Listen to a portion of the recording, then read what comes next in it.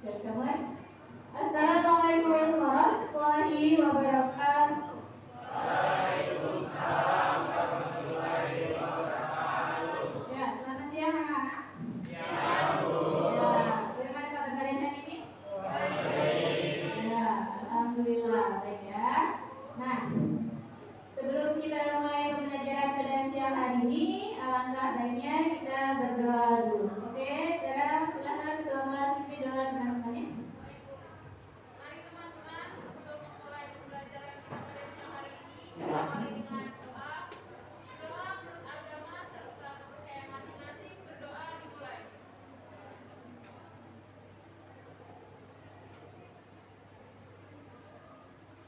Doa selesai, diberi salam. Assalamualaikum warahmatullahi wabarakatuh. Waalaikumsalam warahmatullahi wabarakatuh. Ya, sebelumnya Ibu akan aksesi kalian satu persatu dulu. 11, 5, 2. Aus ya. Oke. Apriliana Firdaus. Ya. Akila Mesia. Cahya. Clarinda. Dea. Dewi. Divananda. Erlita. Fadlur. Fadlur sakit. Faiz. Ya. Farhan. Fabosan. Adam. Henry Fernanda. Yuna. Karina. Kaila. Hairani. Marco. Galang Pratama. Nur. Nur. Muhammad Ramdhani. Mutiara. Ya. Niko Rizky. Nur Syafira. Hilmi. Ya. Raffi Ami. Revalina. Ya. Afrika. Silvi. Siti Jahara. Samsil. Oke. Bagus. Ya. Dan Wadah. Oke, berarti satu orang tidak masuk ya. Baiklah, untuk meningkatkan bangga nasional kita semua, hari ini kita akan menyanyikan lagu nasional dulu ya. Ya, silakan dirinya maju ke depan. Ya, semuanya silakan berdiri. Posisi kita sempurna. Ya, silakan.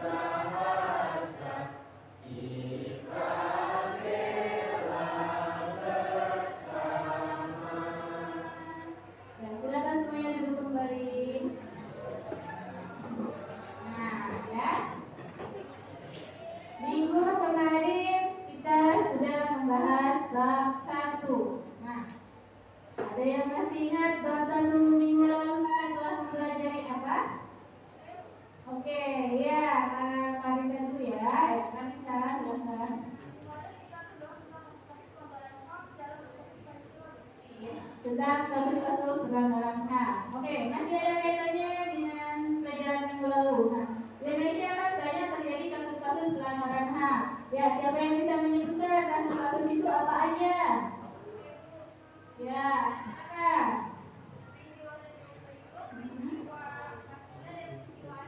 Ya, ada peristiwanya, Martina, Tanjung Priok. Selain itu apa lagi?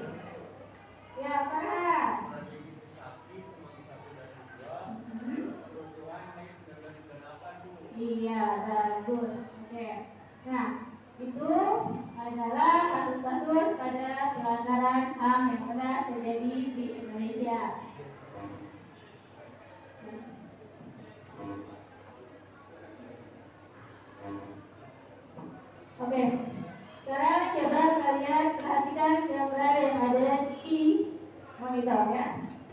Nah, ada 3 gambar itu. Ya, siapa yang bisa menjelaskan gambar itu tentang apa aja? Ya, silakan. Gambar 1 tentang foto Jokowi dan Prabowo yang telah melakukan debat pilpres beberapa waktu yang lalu. Ya, bagus. Terus? Untuk gambar yang kedua adalah ketika pemilu, yaitu saat sedang mencoblos tuh. Iya, bagus ya. Nah, gambar 1 adalah tentang saat Jokowi dan Prabowo adalah debat pilpres beberapa waktu lalu, dan yang kedua adalah proses pemilu. Ya, siapa yang bisa menjelaskan gambar yang ketiga tentang apa itu? Ya, silakan. Ayo, Karin. Gambar ketiga menjelaskan tentang demonstrasi yang dilakukan para mahasiswa untuk mengenai penolakan presiden yang akan 3 periode. Oh ya, itu belum lama terjadi ya, karena ada semacam demonstrasi yang dilakukan oleh para mahasiswa kalau dia menolak 3 periode. Oke, dari ketiga gambar tersebut, nah, adakah yang bisa menyimpulkan gambar itu yang ngomong tentang apa? Ya, silakan ya. Dari ketiga gambar tersebut itu memiliki makna adanya kehilangan dinamika demokrasi yang ada di negara kita. Ya, tentang adanya dinamika demokrasi yang ada di Indonesia. Nah, menyangkut tentang demokrasi, itulah yang akan kita pelajari pada hari ini. Nah, coba silakan kalian baca tujuan pembelajarannya nomor 1 dan nomor 2. Melalui tayangan dan dokumentasi mampu menghargai nilai-nilai perkembangan dan berdemokrasi Pancasila sesuai juga itu harus terpenuhi dengan baik. Nomor 2, melalui tayangan teknologi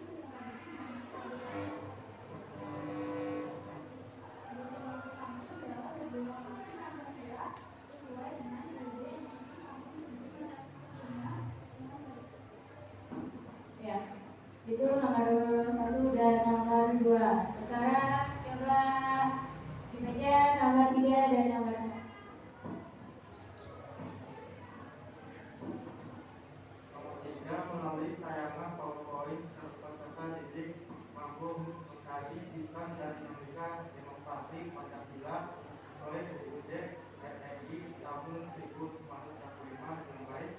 Yang keempat, melalui diskusi kelompok peserta didik mampu mengaji hasil kajian tentang sistem dan dinamika demokrasi Pancasila sesuai UUD RI tahun 1945 dengan baik.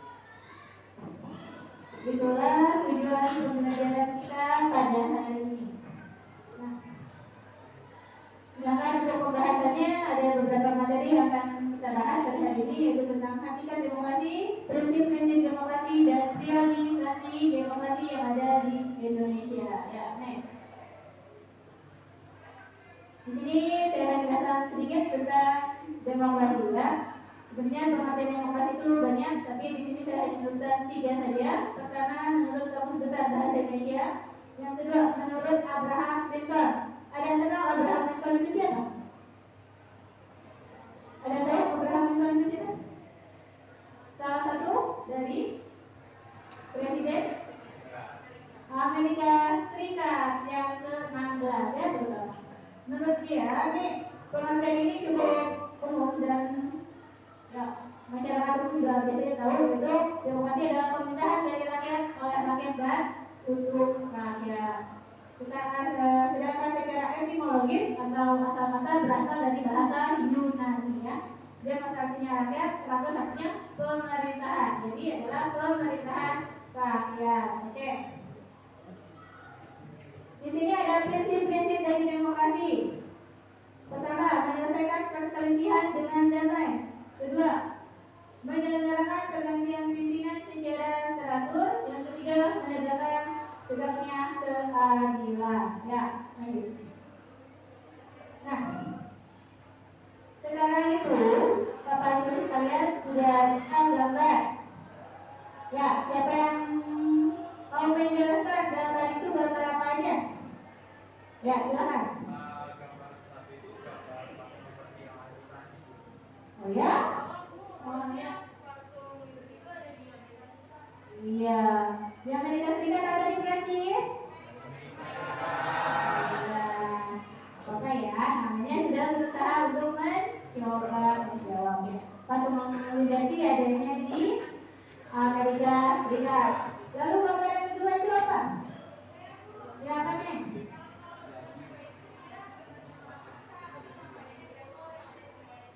Oke, gambar yang kedua adalah Great Wall. Nah, salah satu dari keajaiban dunia. Nah, Indonesia juga nggak kalah ya dari negara lain. Dia punya keajaiban dunianya apa? Ya, Candi Borobudur. Adanya di mana tuh? Magelang, daerahnya? Ya, Jawa Tengah atau Jakarta? Jawa Tengah. Ya, kemudian nih gambar yang ketiga.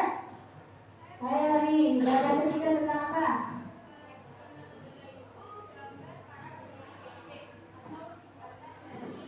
Gerakan 6 blok. Saya mulai dari kiri ke kanan dulu. Yang pertama itu namanya Jawaharlal Nehru dari negara India. Kemudian ada Kwame Nkrumah dari negara Ghana. Terus Gamal Abdul Nasir dari negara Mesir. Ada Soekarno dari negara Indonesia. Dan yang terakhir ada Joseph Broz Tito dari negara Filipina. Bagus jawabannya. Ya, 5 tokoh inilah yang merupakan para pendiri GSD. Seperti kita tahu di dunia ini ada 2 blok besar, yaitu blok barat dan blok timur. Blok barat itu dipimpin oleh Amerika Serikat, blok timur dipimpin oleh Uni Soviet atau sekarang Rusia. Nah, Indonesia tidak terlibat di blok barat dan blok timur, makanya digabung dalam GSD. Ya, bagus jawabannya. Di sini ada klasifikasi demokrasi. Ini kaitannya dengan data-data tadi. Artinya negara-negara yang menerapkan itu siapa aja. Pertama, berdasarkan titik berat perhatiannya. Kedua, berdasarkan ideologinya. Ketiga, berdasarkan proses penyaluran kehendak rakyat. Di sini berdasarkan titik berat perhatiannya, demokrasi formal itu dianut oleh negara liberal. Ada tahu negara liberal itu siapa? Amerika Serikat, terus Prancis, Inggris, ya negara-negara liberal.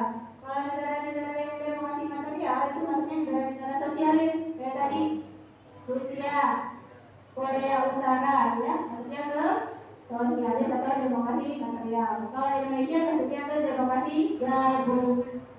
Ya.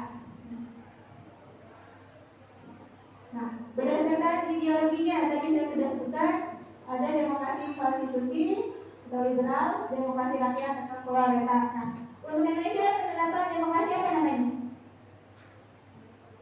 Berdasarkan ideologinya, ideologi Indonesia ya Pancasila ya. Jadi Indonesia itu punya ideologi sendiri, yaitu ideologi Pancasila. Ya. Ya, sekarang kalian lihat video itu. Nah,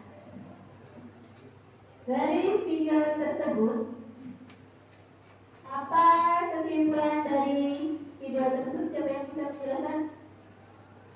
Ya, silakan. Ideologi ini menjelaskan tentang situasi pada saat Presiden Soekarno mengumumkan dekret presiden yang salah satu isinya Indonesia kembali ke Undang-Undang Dasar 1945. Ya, bagus. Ya. Dari video ini kita dapat mengetahui kalau ada itu namanya dekret presiden. Indonesia telah menerapkan berbagai macam undang-undang dasar, ya. Nah, untuk sekarang minggu lalu saya sudah membagi kalian dalam apa pokok, ya. Nanti silakan kalian bergabung dengan anggota kelompoknya masing-masing dan tugasnya akan saya kasih tahu berikutnya. Ya, sekarang kalian mulai atur posisi duduknya dengan anggota kelompoknya masing-masing. Ya, silakan mulai bekerja. Ya, jatuh posisi tegak duduknya.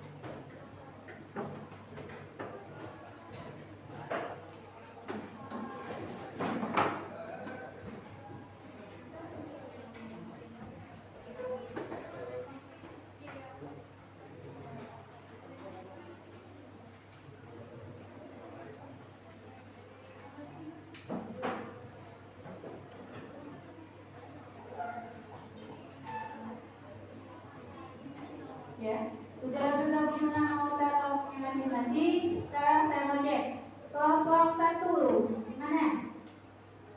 Oke, kelompok 1. Sekarang kelompok 2. Iya, kelompok 2. Kelompok 3. 3. Kelompok 4. Ya, kelompok 5. Oh ya, satu orang mau masuk ya? Oh ya, tadi ya. Kelompok 6. Iya, oke. Nah, perhatikan tugas kalian. Ya, kemarin LKPD-nya sudah saya kasih ke kalian. Sekarang tugas kalian adalah menyelesaikan LKPD itu, ya, secara berkelompok, diskusikan dengan anggota kelompoknya. Ya, tugas kalian adalah tentang pembagian priorisasi perkembangan demokrasi Pancasila di Indonesia. Ya, untuk kelompok 1 bahas tentang demokrasi tahun 45 sampai 49. Kelompok 2 demokrasi tahun 49 sampai 59. Kelompok 3 demokrasi tahun 59 sampai 65. Kelompok 4 demokrasi tahun 65 sampai 98. Kelompok 5 dan 6 memang sama, tapi nanti didasarkan berbeda ya. Demokrasi tahun 98 sampai dengan sekarang. Ya. Silakan kalian jadi dari berbagai sumber, boleh dari internet, boleh dari buku paket tentang karakteristik demokrasi dan pelaksanaannya di Indonesia seperti apa. Ya, saya kasih waktu 20 menit buat kalian berdiskusi. Ya, silakan kalian mulai diskusi.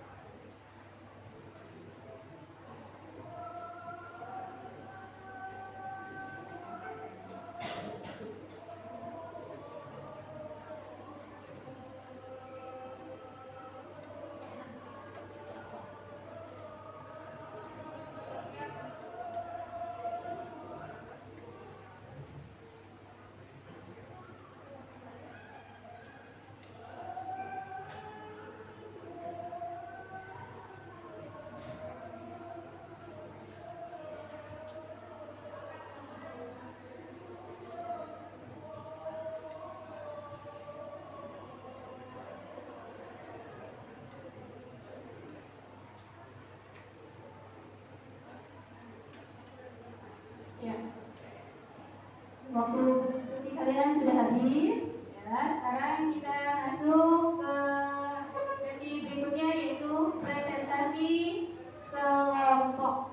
Oke. Persiapan perwakilan kalian, tiap kelompok cukup seorang saja, tapi nanti disebutkan anggota-anggota kelompoknya siapa saja ya. Ya, kita mulai dari kelompok 1 ya, siapa perwakilannya? Silakan ke depan.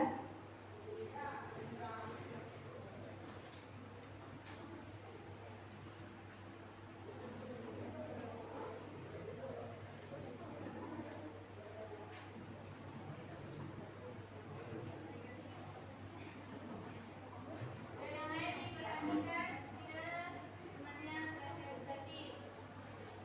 Ya. Assalamualaikum warahmatullahi wabarakatuh. Kami sebagai perwakilan dari kelompok 1 akan mempresentasikan hasil diskusi kami yaitu tentang demokrasi pada tahun 1945 sampai 1949. Nah, sebelum kami mulai presentasi, kami akan memperkenalkan diri terlebih dahulu. Saya Rafi Angin Rahman Widianto, absen 28. Saya Paling Sabian Azara, absen 5 dari kelompok 1.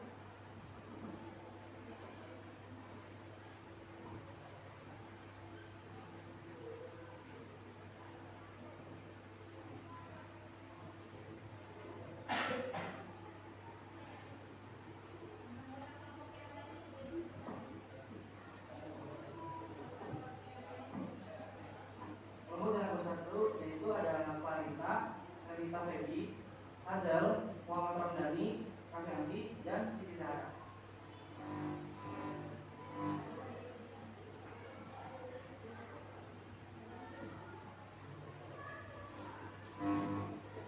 Yang pertama, sistem demokrasi. Demokrasi parlementer dipraktekkan pada masa berlakunya Undang-Undang 1945 periode pertama tahun 1945 sampai 1949. Kemudian dilanjutkan berlakunya Konstitusi Republik Indonesia Serikat atau UDRIS 1949 dan UUDS 1950. Yang kedua, demokrasi ini secara yuridis resmi berakhir pada tanggal 5 Juli 1959 bersamaan dengan pemberlakuan kembali UUD 1945 pada masa berlakunya demokrasi parlementer tahun 1945 sampai 1949. Merupakan periodisasi kedua dalam penerapan demokrasi di negara Indonesia.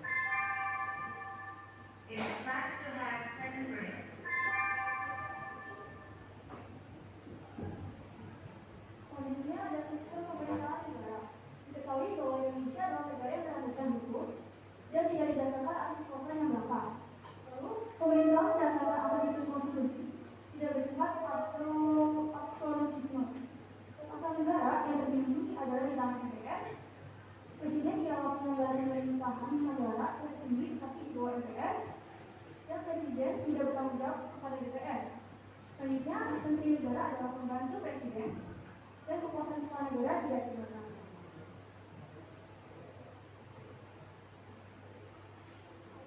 Kesimpulan dari PPT yang sedang kami sampaikan adalah pada masa pemerintahan revolusi kemerdekaan tahun 1945 sampai dengan 1949 ini, pelaksanaan demokrasi masih sebatas pada fungsi pers yang mendukung kemerdekaan. Masa ini disebut juga sebagai masa demokrasi parlementer yang menonjolkan peranan parlementer serta partai-partai di Indonesia. Pada periode ini juga ditetapkan beberapa hal yang nantinya akan menjadi dasar dari perkembangan demokrasi nasional. Sekian dari presentasi PPT kelompok kami. Wassalamualaikum warahmatullahi wabarakatuh.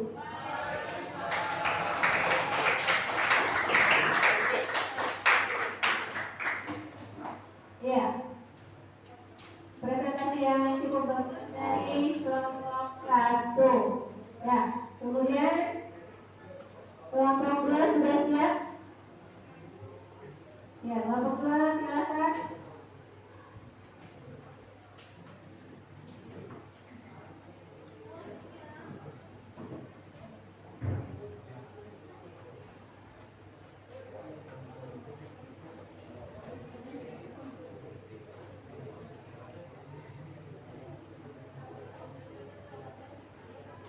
Oke. Ya, ini presentasi dari kelompok 2. Silakan. Silakan kelompok 2.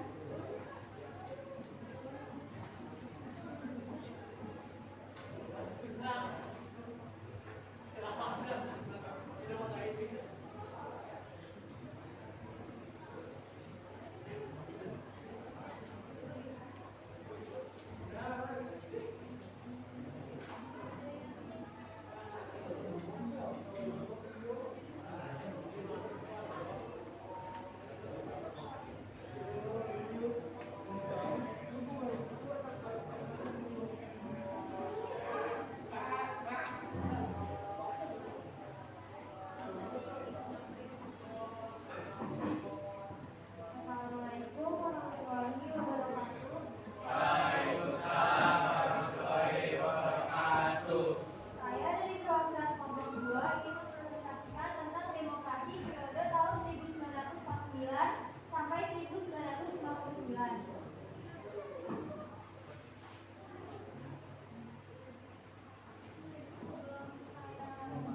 Saya ingin memperkenalkan anggota kelompok 2 yaitu yang pertama saya sendiri Dewi Wulandari, yang kedua Ivan Anda, yang ketiga Farhan Fernando, yang keempat Emil Alfan, yang kelima Niko Rizky Fauzi, yang keenam Revalina. Gantian Undang-Undang Masa 1949 sampai 1959 itu ada dua pergantian. Yang pertama, pergantian Undang-Undang 1945 dengan konstitusi RIS pada rentang waktu 27 Desember 1949 hingga 17 Agustus 1950. Yang kedua, pergantian konstitusi RIS dengan UUD sementara 1950 pada rentang waktu antara 17 Agustus 1950 sampai dengan 5 Juli 1959.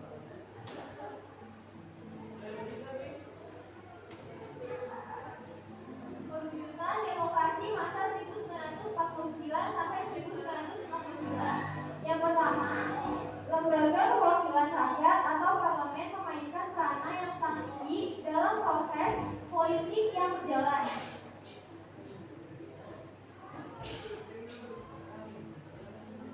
Yang kedua, akuntabilitas atau pertanggungjawaban, pemegang jabatan dan politisi pada umumnya sangat tinggi. Nah, yang ketiga, kehidupan kepertanian boleh dikatakan memperoleh peluang yang sebesar-besarnya untuk berkembang secara maksimal. Yang keempat, sekalipun pemilihan umum hanya dilaksanakan satu kali yaitu pada 1955, tetapi pemilihan umum tersebut benar-benar dilaksanakan dengan prinsip demokrasi. Selanjutnya yang kelima, masyarakat pada umumnya dapat merasakan bahwa hak-hak dasar mereka tidak dikurangi sama sekali, sekalipun tidak semua warga negara dapat memanfaatkannya dengan maksimal. Yang keenam, dalam masa pemerintahan parlementer, daerah-daerah memperoleh otonomi yang cukup, bahkan otonomi yang seluas-luasnya dengan asas desentralisasi sebagai landasan untuk berpijak dalam mengatur hubungan kekuasaan antara pemerintah pusat, pemerintah daerah.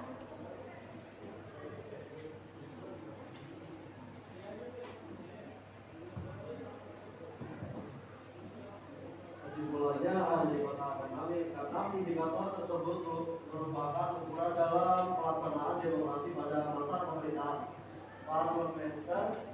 Akan tetapi pelaksanaan tersebut tidak berumur panjang.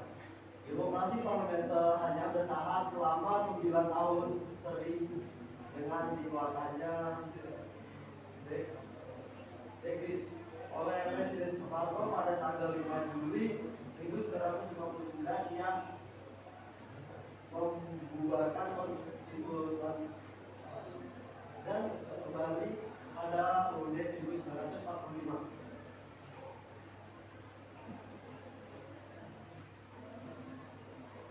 Berakhirnya demokrasi parlementer.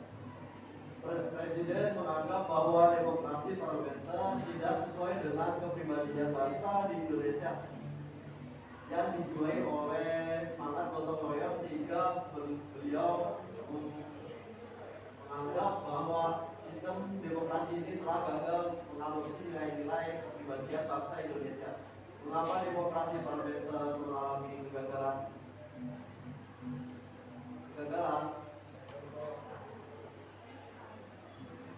Banyak sekali para ahli mencoba menjawab pertanyaan tersebut.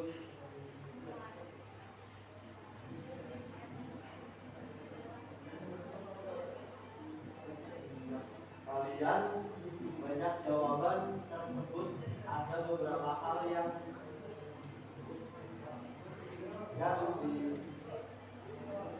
dinilai tepat untuk menjawab pertanyaan tersebut.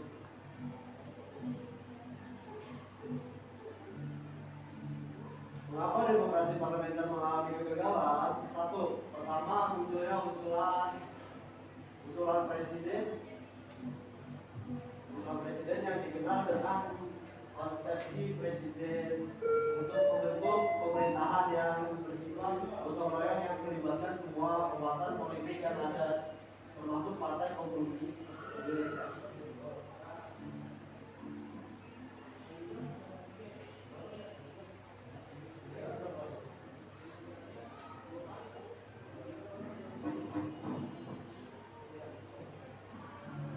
Selanjutnya ada keputusan dekret Presiden 5 Juni 1959. Yang pertama, konstituante dibubarkan. Yang kedua, Undang-Undang 1945 berlaku kembali sebagai UUD Republik Indonesia. Yang ketiga, membentuk KPRS dan DPAS dalam waktu singkat. Sekian dari kelompok 2. Terima kasih. Wassalamualaikum warahmatullahi wabarakatuh.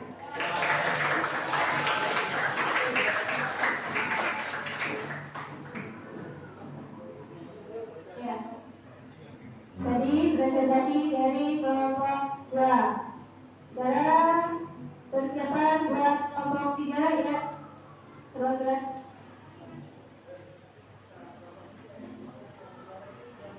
PPT-nya disiapkan dulu. Layarnya sudah disiapkan?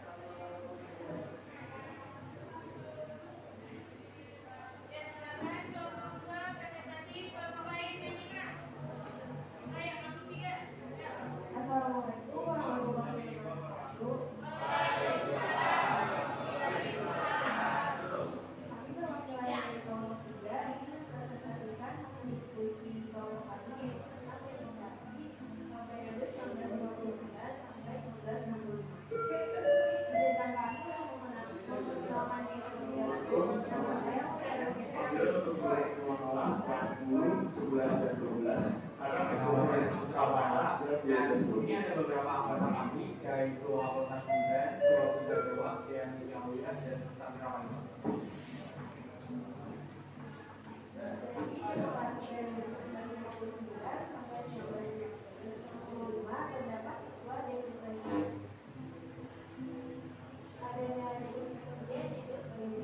Yang pertama, rakyat menyambut baik sebab mereka telah mendapatkan adanya stabilitas politik yang telah goyah selama masa liberal.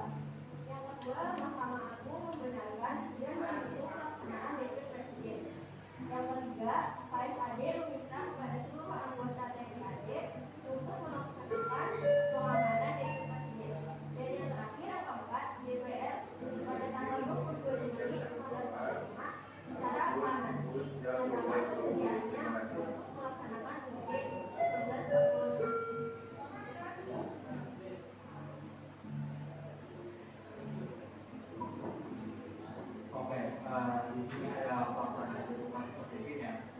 demokrasi terpimpin itu berlaku di Indonesia hingga jatuhnya kekuasaan Soekarno. Kenapa ini bisa disebut demokrasi terpimpin? Karena demokrasi di Indonesia saat itu masih mengandalkan pada satu kepemimpinan, yaitu presiden. Tugas demokrasi terpimpin ini harus mengembalikan keadaan politik negara yang tidak stabil sebagai warisan negara agar supaya demokrasi parlementer atau liberal menjadi lebih mantap atau stabil. Di sini ada pelaksanaan masa demokrasi terpimpin. Yang pertama itu kebebasan partai dibatasi dengan kontrol presiden yang otoriter. Yang ketiga, pemerintah yang berusaha menata kehidupan negara dengan kemudian 1945, dan yang terakhir yang punya negara.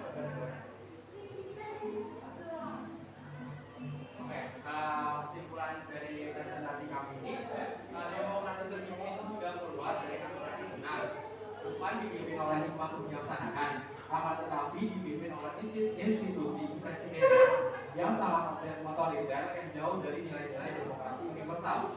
Pada masa ini disebut sebagai masa suramnya demokrasi di Indonesia.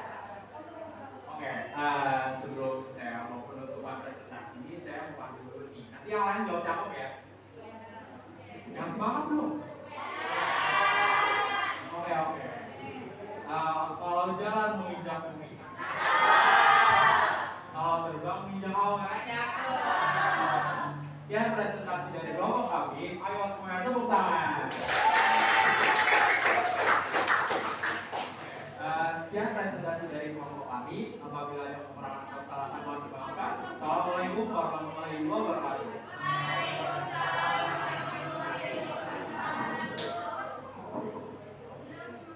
Iya. Itulah presentasi dari kelompok 3. Sekarang siap kelompok 4. Ya, ke depan.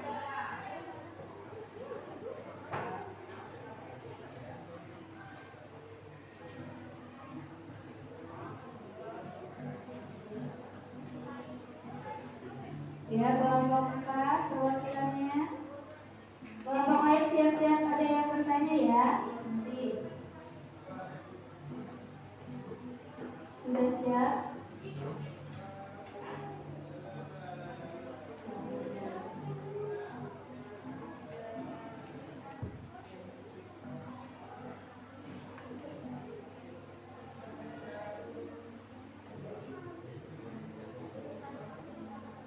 Oke, ya untuk kelompok 4 silakan. Saya persilakan.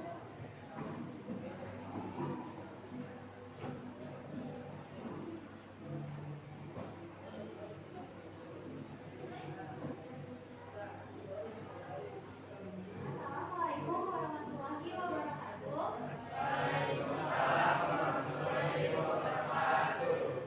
Di sini kami akan mempresentasikan hasil diskusi tentang demokrasi periode 1999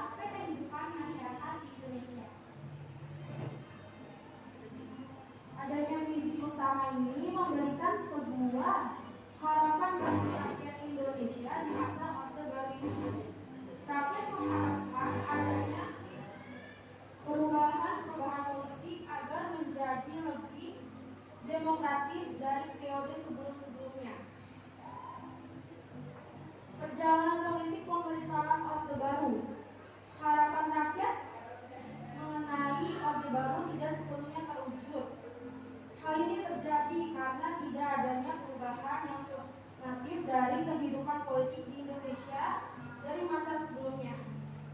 Nah, dalam perjalanan politik pemerintahan Orde Baru, kekuasaan presiden merupakan pusat dari seluruh politik di Indonesia. Lembaga kepresidenan merupakan alat kontrol utama lembaga negara lainnya, baik yang sifatnya suprastruktur maupun infrastruktur.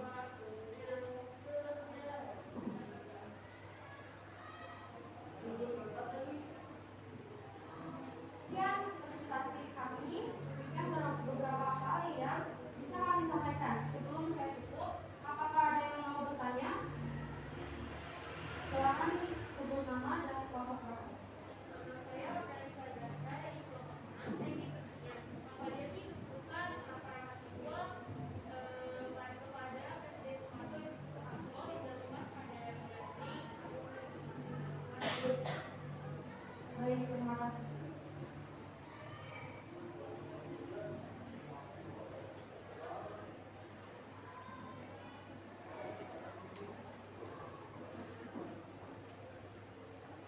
Izinkan saya menjawab pertanyaan warga. Tuntutan para mahasiswa terhadap Soeharto pada Mei 1998. Yang pertama yaitu ada mengadili Soeharto dari kolonialnya. Yang kedua ada amandemen UUD 1945. Yang ketiga hapuskan GUI fungsi ABRI. Lalu saya ingin menambahkan, selanjutnya ada penegakan hukum, lalu penegakan HAM, penegakan kebebasan pers, dan yang terakhir itu pemberian hak ekonomi kepada daerah-daerah. Gimana? Sudah terjawab?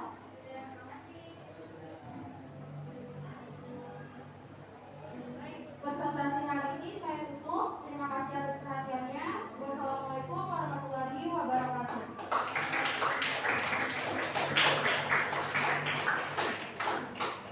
Ya, itulah presentasi dari kelompok 1 sampai dengan 6 ya, semuanya sudah cukup baik. Nah, sebelum kita akhiri, nah, siapa yang bisa menyimpulkan apa yang sudah kita bahas pada hari ini? Ya, silakan, apa kesimpulannya?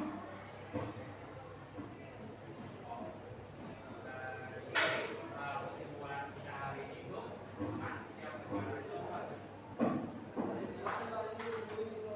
kesimpulan kita pada hari ini itu jadi kan setiap negara itu kan pasti mempunyai demokrasi yang berbeda-beda. Nah, tetapi kalau untuk Indonesia sendiri itu menggunakan demokrasi Pancasila. Ya,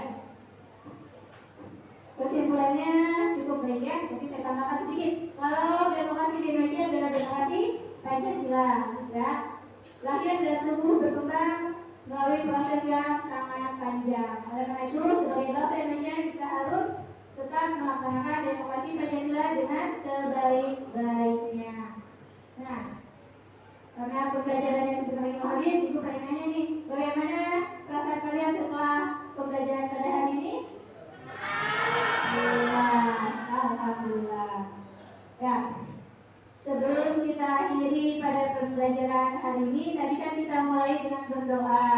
Nah, makanya kita akhiri juga dengan berdoa. Ya, kalau tadi ketua kelas, sekarang siapa yang memimpin doa? Ya, ayo wakilnya. Ya, silakan, pimpin doa. Mari teman-teman semuanya, sebelum kita mengakhiri kegiatan pada siang hari ini, alhamdulillah kita berdoa terlebih dahulu. Berdoa untuk agama dan kepercayaan masing-masing, berdoa dimulai.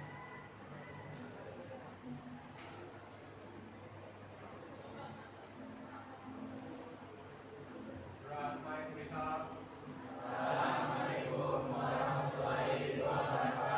Ya, waalaikumsalam warahmatullahi wabarakatuh. Sampai jumpa minggu depan. Tetap semangat, tetap jaga kesehatan. Dan sampai berjumpa kembali di minggu depan. Ya, terima kasih semuanya.